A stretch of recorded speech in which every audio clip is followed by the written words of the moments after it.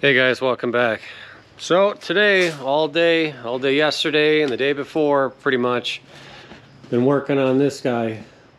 Well, not the boiler itself really, but as you can see, this is new. And of course the boiler just turns on, but so hopefully you can hear me okay. I added this pump. This one was already on here. This was the one that went to my garages, the snow melt, and the kiln. So what we did was, obviously with the concrete here, obviously I can't put any more pipes in the ground, blah blah blah, and I can't cut this up because I got snow melt all in here. So I added, I'm not 100% done, but for now, 6-inch pipe all the way into the garage, and then it just pops out where I got the PEX coming out. I'll turn the light on here shortly, but so we put 2 sets of lines all the way in. Obviously this one here. So this one now is just snow melt and snow melt only. That's it. I got to re-insulate it, but that's the only thing this is going to be run for. Obviously I got it unplugged right now. There's no reason to have it plugged in. Now this one operates the kiln and the shops currently. Okay, you want me to open that? 1 second. Alright, hold on. Can't open it. There you go. Alright, guys, go play. So, currently this one does our shops now and the kiln. This is the one I used to have on here until I purchased that one because I needed more flow for the snow melt. So, I had to reroute all the PEX through the garages for the most part. I'm still not finished, but for now I have it hooked back up so that the kiln could be running, because I need that to run for another couple days. So where it comes in through the wall, which is right here, I still got to insulate it. Haven't done any of that. Like I said, I've been doing this non-stop. I got the extra set of lines just sitting there. Now it goes to that heater, up, straight across, which, yep, I got to insulate all those, to the other side, the other garage, the other heater, kiln, and then straight back. So it's a much shorter run now. And then I actually have the extra set of lines. Those lines, when I do build my next kiln, it'll be a dedicated line just for the kiln. So, in that pump, excuse me, that pump will go here. That's why I got those lines in there. I do gotta feed them up, which I'll do here shortly. Get all this tidied up, cleaned up. That way that's all good to go. Because I wanted to have the snow melt on its own dedicated line, just because that pulls so many BTUs. This way I can run all the above and not have to worry about, you know, priority one versus the other. So but it's been running now. I finished it today, PEX wise, a couple hours ago, and there's 0 leaks. I used all the, I think they're called, what are they, crimp fittings, right? I always get confused if it's crimp or, yeah, crimp fittings. And I've never had any of those leak. I had to re-solder fittings on the heater there. That's all seems to be good. So happy about that. But yeah, everything's supported up there. It's very well insulated all the way through. The only place it's not, it's right here where it connects. But I'll just spray foam the big time in that hole. Seal everything up here in the next day or two. So I've had a lot of questions on the temperature monitoring system, so that's what it is. It's the MOCREO. I'm not sure how to pronounce that, but that's what these are. That's the main hub there, the 4 different sensors. So I have it where I got a probe on one of the supply lines, which tells me the internal temp of the kiln for the most part, and then the returns. So I know what's pulling, what's working, and so on. So, and you know, that system, I bought that last year sometime. It works awesome. It updates every couple minutes, goes to your phone. You can set parameters. You know, if it drops below a certain temp, it'll alert your phone, which is nice because on this machine here, there's nothing to tell me that if the fire's out, if the temp's dropping too cold. I have it set at 165. When it hits 165, it tells me that the boiler's cold or there's no fire going, and I come out here or whatever.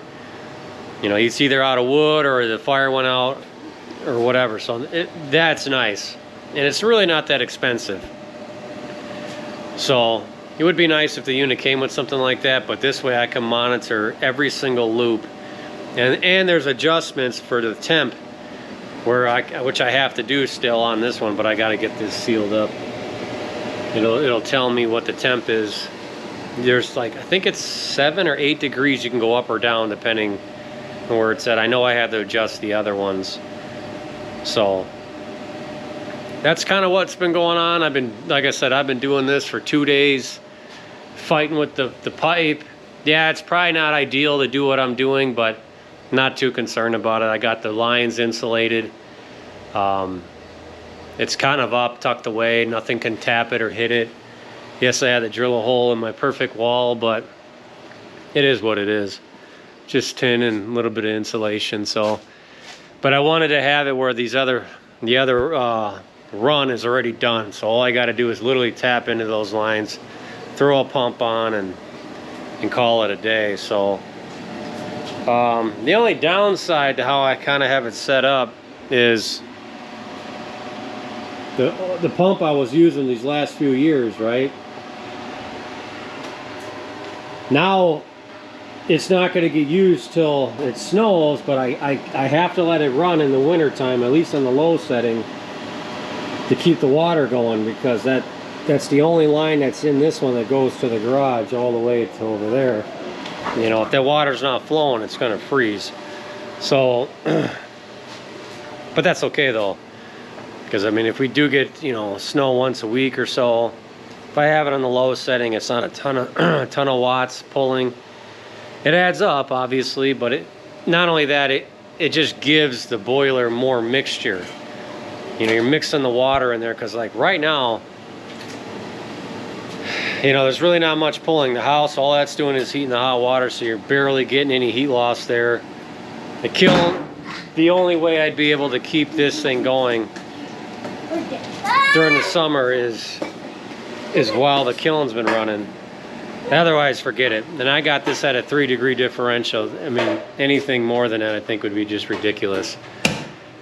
Like less than that. So there's just so much water in this unit that it just doesn't dissipate any heat. So I'm really excited for the winter to actually put some heat load on this guy here. So, but yeah, so as you guys are watching this, which would be tomorrow, we should have a log delivery first thing in the morning, and I got the trailer already set up for me to start splitting tomorrow. So hopefully by the time you guys are watching this, I'm processing wood, and obviously I'll bring you guys along for that. So, but I figure I'd give you guys a little boiler update. I haven't really talked about it much.